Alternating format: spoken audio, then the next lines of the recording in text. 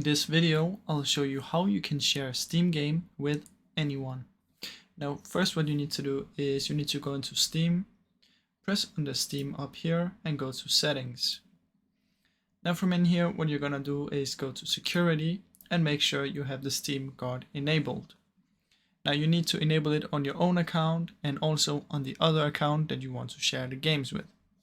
Now once that is done, on both accounts, what you're going to do is go to Family right here and make sure that you check this one, Authorize Library Sharing on this advice.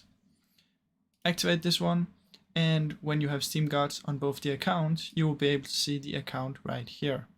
I don't have one right now, but you will be able to do it. Then simply just press the share button on the account and you will now share the games with the other account. There's not really much more to it, guys. It's super simple, super easy, and I really hope you enjoyed the video. If you did, please leave a like and subscribe, as it helps me out a ton. Thank you so much for watching.